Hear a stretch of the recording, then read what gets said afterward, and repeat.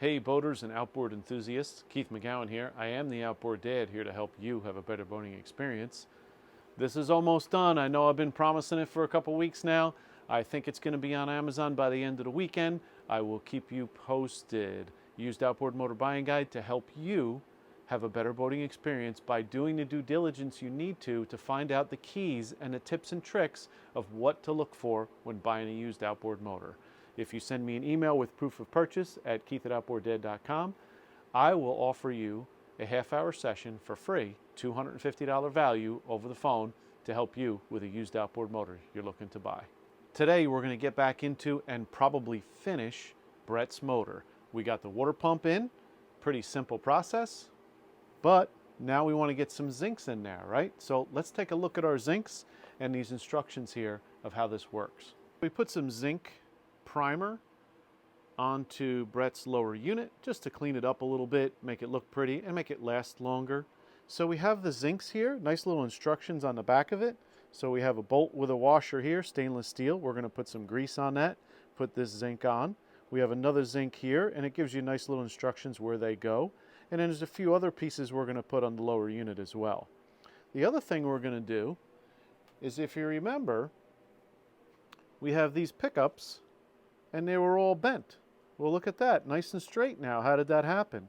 I thought I was going to have to struggle with them a little bit, but all I did was get the heat gun on here, warm them up, and they actually went back into the shape they're supposed to be in. Also shot them with a little black paint just to make it look nicer. I made sure all the little holes were clean so that we have good passageways for good water flow, and we'll get that all put on our lower unit. Let's get it back together and get it on the motor. So I went ahead and coated our bolts for both of these zincs that go on the lower unit with grease. I like to coat them all the way up to the head of the bolt. This way any corrosion that gets inside there is less likely to build up enough that you can't take it off when you need to when it's time to replace it. So let's get this zinc in place. Same thing here, put a little grease inside the hole as well as on the bolt. And then we'll go ahead and tighten these up. This had a simple Phillips head screw. What we did is we went ahead and cleaned up, it's a stainless steel screw, but we went ahead and cleaned it up on the wire wheel, and a nut that fits right inside here so you can tighten it up. Fits right inside, nice little hex. So we'll put that together.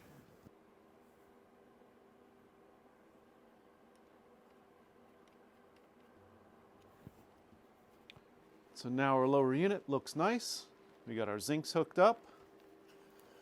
And we can go ahead and mount this on the motor. We're ready to go ahead and install our lower unit. Took all the bolts, greased them up really good.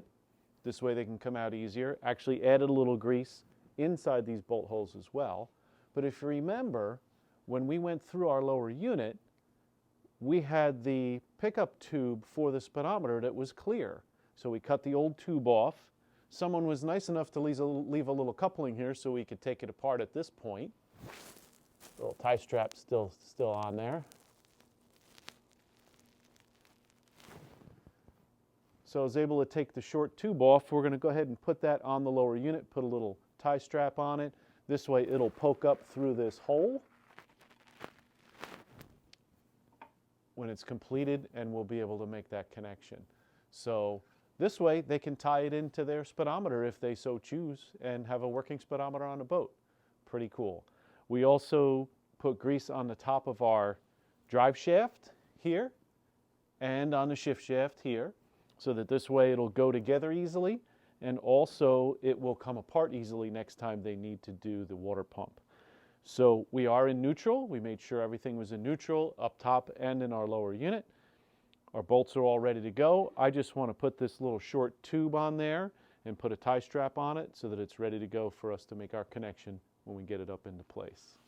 It's always a little tricky getting lower units on because they can be heavy. This is a 40 horsepower, so it shouldn't be too bad. Of course, I say that now, and I'll probably fumble with it just getting it together. Get myself one bolt ready.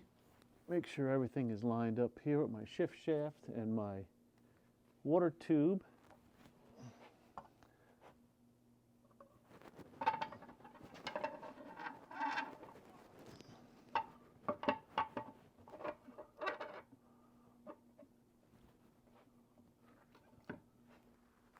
get one greasy bolt in to start. Would have been helpful if I had my wrench handy, but no. So we're all bolted up. I had forgotten I have to remove my skeg so I can get to that final bolt back here.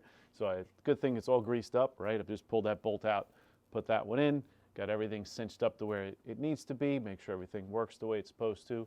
Now we have a nice connection here we're going to make for our speedometer cable, or our speedometer tube.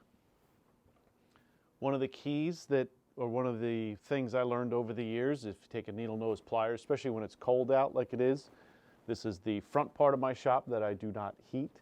So it does get a little warm since I heat the back part, enough so I can work out here. But I take a pair of needle nose, get them in there and spread it open, especially when it's cold out, and then make sure it's open enough, twist it a few times, actually warms it up a little bit, and then get it in place.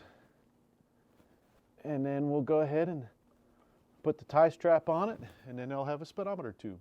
Now we're ready to fire this motor up. I did pump a little fuel in there after I cleaned out the carburetor, so it has fuel in it with extra two-stroke oil, so it's double the mix, and Startron, because this motor is going to sit for the rest of the winter. Otherwise, we're going to clean up that cowling, get it on here, and let's take a look at how this motor really turned out. I'm going to wait till it warms up a little bit outside. My hose is going to be frozen. Not sure if this weekend will even work, but we'll have another warm day where I can fire it up, get the ears on here and run it, make sure it's pumping well, make sure the pissing tube is clear. Sometimes spiders get in there, especially if it's sat in the guy's shop for a year, and make sure everything is ready to go. So we're going to continue on with this motor. We're going to clean up that hood, put it on here, and we'll show you what it looks like. As you can see, just a little bit of that Molar spray paint really makes the motor pop look good. Plus, we're going to protect it and make it last longer. So let's get that cowling cleaned up a little bit better, get it on here, and see what this motor looks like. Before we finish down here, I realize we still have zinc we can put on. So it's not threaded on this side. I'm sure we could drill it and tap it. I don't see any reason to. There is a zinc under here that still can be used for another year or so, and there's a bolt on the other side. So let's see if we can hook it up where that bolt is on the other side. I actually like this one here because it has the ground screw on it as well, the grounding loop. So let's take this off with the ground on it, put the zinc on it with the ground, and that'll also help with electrolysis. So this is a shorter bolt. They do give us a new bolt, and we want to make sure we put this on here with that screw.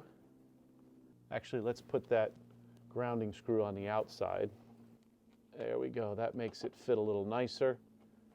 And then we have another zinc there to help us with corrosion.